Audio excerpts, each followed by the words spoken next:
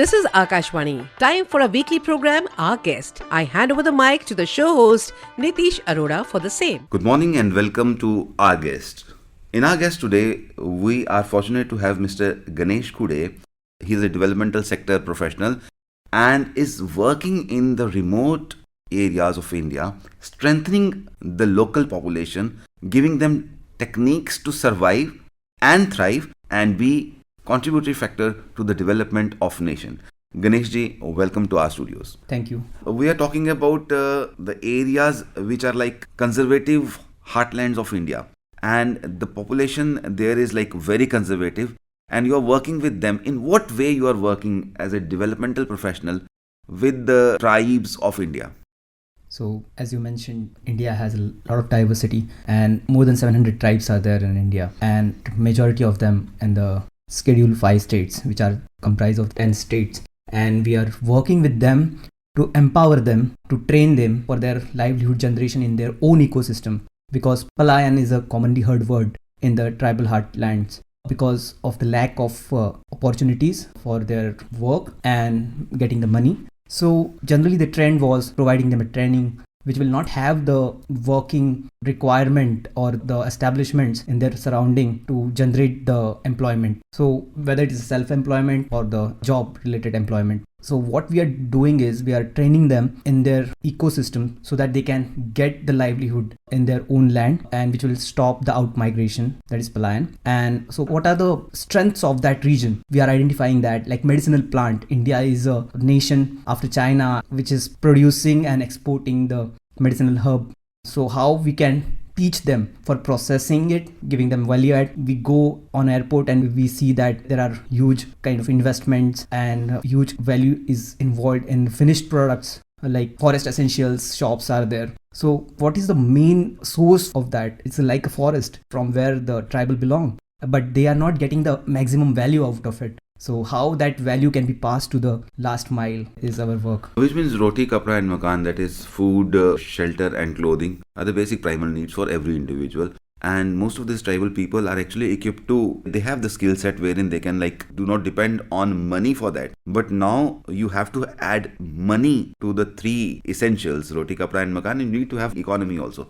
Which means these tribal people are having their own skill sets to produce a lot of things. They are self-dependent, but that is not marketed. So you are kind of giving them a skill set wherein their own, whatever they are good at, their own skills are basically brought into the economic framework of the nation as well. We hear about concept of veganism. People don't eat dairy products or they don't eat the products which are made up of the dairy and its allied thing. But tribal culture is like that which is ingrained, in which this sustainability value system is inbuilt. So wisdom is there, the knowledge is there.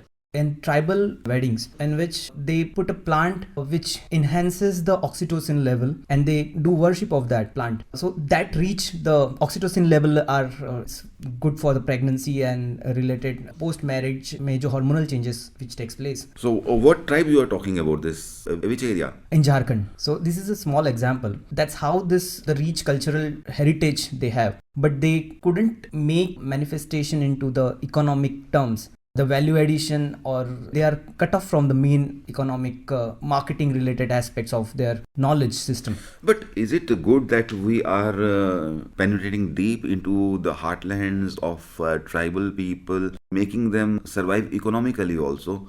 Are we actually giving them the skills that they do not need, or we are enhancing the skills that they already have and bringing them into the mainstream? So when it comes to the minor forest produce, which is MFP acronym is, the tribals are collecting the minor forest produce from the forest land, core jungle areas. But the point here is, after collection of that minor forest produce, if they sell it to the middlemen, which they are selling now, they get hardly any income.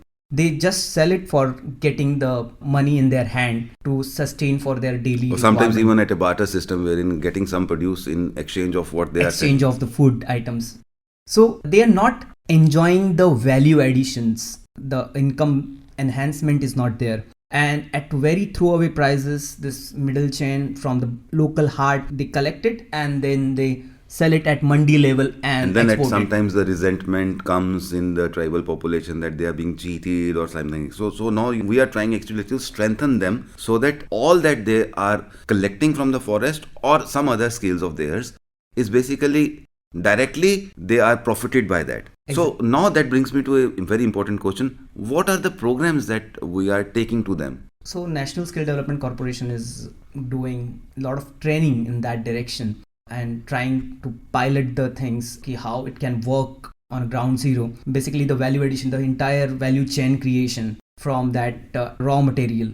If they sell the raw material, then X amount they will get. But if slight gradation processing through skilling initiative and providing them the avenues to, along with the equipments, to process it as per the market requirement. Even if the small grading and sorting is taught, then also 20 to 30% is the value which they can enhance while selling.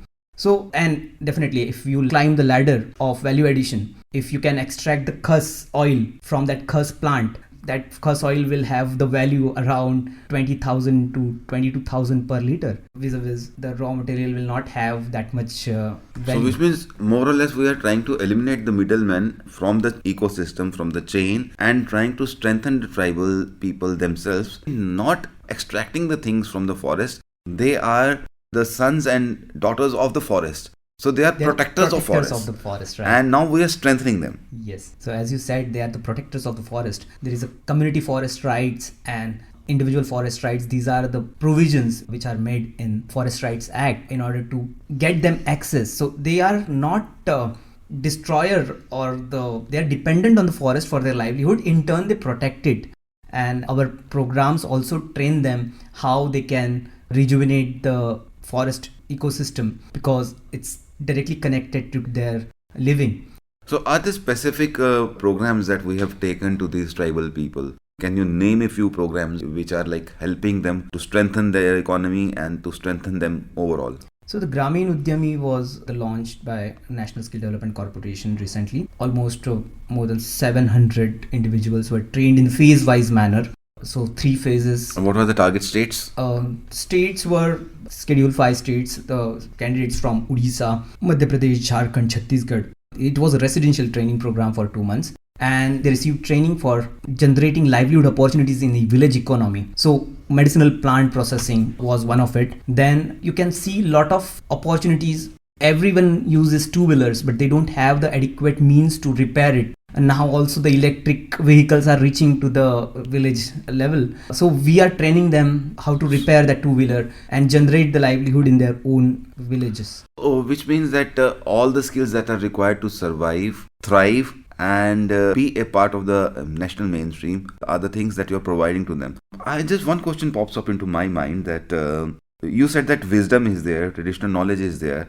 And sometimes this traditional knowledge and wisdom dies its own natural death because it's not passed on, it is not codified. Alright, that we are taking our knowledge system to them, but are we actually also trying to do something to codify their knowledge system so that it strengthens entire population? Because there is a lot to learn from them. It's not that we only have to teach them. There's a lot to learn from these tribal people. So are we doing something on that note also? Codification of knowledge is in their own system. The way of communicating or the way of documentation, they have the different sets of few communities that traditionally they are doing it. We are not gone into that level, but through grain banks and the seed rejuvenation programs, like now the millet year is going on. Who eats and sow the millet? It's like it's still the staple food of the Adivasis and tribals. There's a lot of gluten intolerance things which we hear that PDS system provided us the wheat which gave the complications to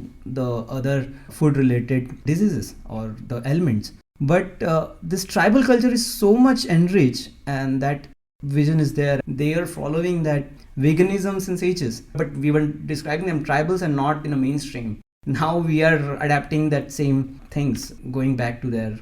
So it's just a two-way process. Not only that we are making them learn from our progress, but we are also learning from their way of living, and that is actually strengthening huge lot population.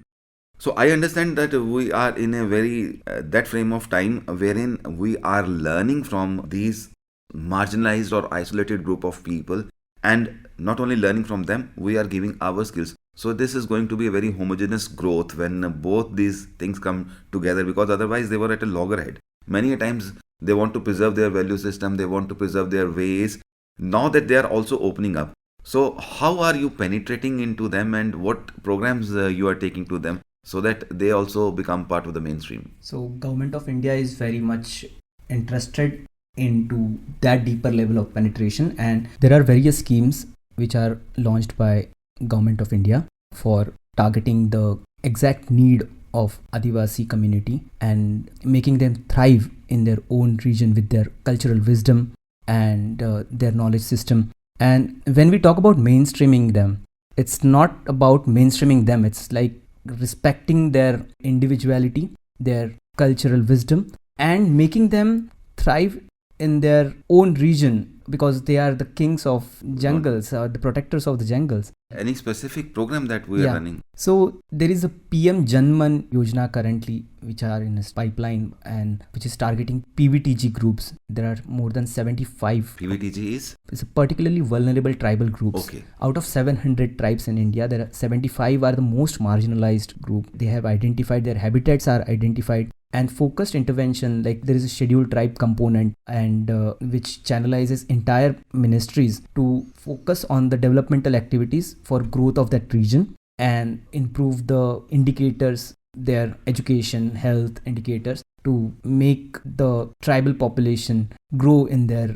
And in fact, if they grow, they are actually going to add value to our way of living also, because that is traditional knowledge which has not percolated down to the mainstream, and mainstream people and the ecosystem needs their wisdom. And the vision of this government is कोई भी पीछे नहीं रहना चाहिए, कुछ भी छूटना नहीं चाहिए. So that inclusiveness that we are trying to bring in, that every strata of the society should be part of the society, should be a contributory part of the society. Are there any challenges that you are facing when you go deep into these pockets and work with them? So though we are running short of time, and this is a question I cannot but ask you, are there challenges when we are bringing them into the mainstream, or even trying to intervene somehow to strengthen them? So challenges are a lot, because this is like the areas where are the interiors of India, and major security related challenges were there, which were now overcome due to our able leadership. The convergence is the main thing which is lacking in these areas. So a lot of repetitions or the reinventing the wheel happens. If one scheme is there, overlapping is happening. Yeah, overlapping is happening, and the state and the center and the local authorities should bring, and there are PESA related provisions, that is Panchayati Extension in Scheduled Areas Act, in which the Gram Sabhas are empowered to take their own decisions and think about running their own economy according to their requirement. So if these things pass on to the ground zero, then ultimate convergence will happen, and Panchayati Raj institutions will become the source of change, which is like envisioned by the Mahatma Gandhi and PM Narendra Modi ji. So the time has actually come to look beyond the big cities, to look beyond the metros, and even to look beyond the villages also. We have already strengthened the 2-tier cities, we have also strengthened the villages. Now it is the time to strengthen our tribal population. And that is a vision which Prime Minister of India himself is very keen to implement. And young professionals like Ganesh ji, who is working in the field of development sector, are actually doing the groundwork. And I think the time is not far when we will find that every individual of this great nation is included in the fabric of the nation, in a manner that we all are benefited and the nation is strengthened. Ganesh ji, thank you so much for being our guest today. Thank you. You were listening to the weekly program Our Guest, that is broadcast every Monday at 9:15 a.m. Don't forget to tune in next week, same day, same time and same frequency for more on Our Guest. Have a nice day.